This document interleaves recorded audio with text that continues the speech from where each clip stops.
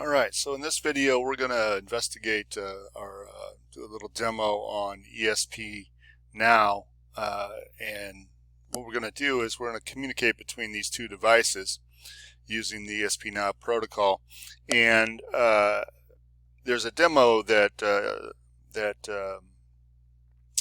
M5 Stack has for this, and with some small modifications we can make it work between these two devices. And so if we go into UI flow and we go over and we select our settings and select a basic device and make sure we have our API key in there, we can pull up the basic screen here. Now if we go up here to demo for the examples, we can find the ESP Now code.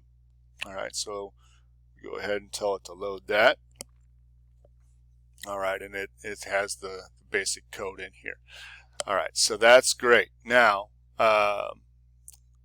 what we're going to do is we're going to run this code on this basic device, and it's going to tell us, it's going to update the title and tell us what the MAC address of that device is, and then we're going to run that same code, but we're going to configure it for the slave on the stick device, and it's going to tell us what that MAC address is. Then we're going to come back to the basic and populate this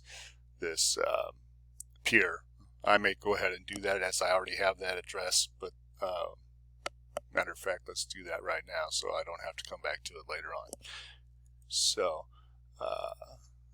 this is the MAC address we will see on the stick device as we run that code, but I'm going to go ahead and populate it right now so I don't have to do this twice. Alright, so now we're set to go, and we click run, and our basic device gets updated. Okay, we see that we have our MAC address for the basic device, but we don't have anything on this other device as of yet. Okay, now we're going to go over here to settings again. This thing's dying from a low battery. All right.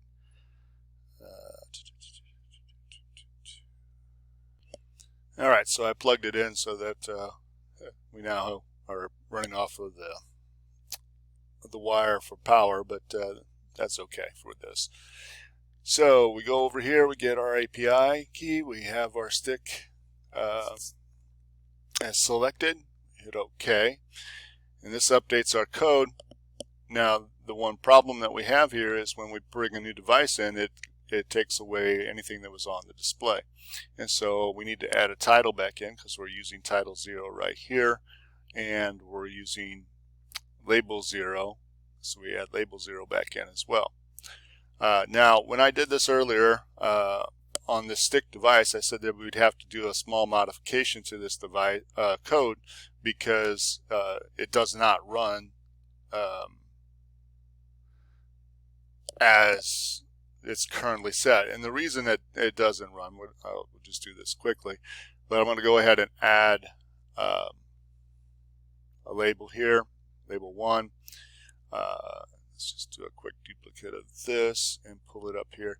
What happens is you press your button on your basic device, and you would expect it to send across, and it actually does send. It says that it succeeds, but it does not update the screen with the on-off label change, and so it was confusing me, and so I added this second label in just to see what the sender's address was, and that confirmed that I was getting something, so that meant I was receiving data, but I still wasn't updating the label on this if statement. And the reason it was failing was this set RGB. The stick does not have an RGB, so that doesn't work, right? So we have to take that code out. All right, so there we go. We've got this in here. Now we pull our setup across and just execute the slave code on this, and we're now set for this to be running on this device. All right, so we're connected up, correct device. We click run, And alright, so it is updated. We had already put our MAC address in, and so when we press our buttons, it works. You can see that when I press button A, it turns it on. I don't know if you can see that, it's kind of small. It turns it on, and if I press button B, it turns it off. Alright, and we're showing the MAC address. We can delete that out of there. We don't need it now, but I just wanted to show the issue that with the RGB, and now why that code didn't run as it was. Alright, so now in our next video we will go after integrating this with the conveyor belt so that we can use this basic device as a remote switch, a remote that we press the button and it activates the change on the stick device, so that we turn the conveyor belt on and off. And ultimately we're going to replace that later on with information from the camera that's going to, once it succeeds in recognizing what's on the conveyor belt or that it has something on the conveyor belt, it will take an action. So there we go. That's it for this one.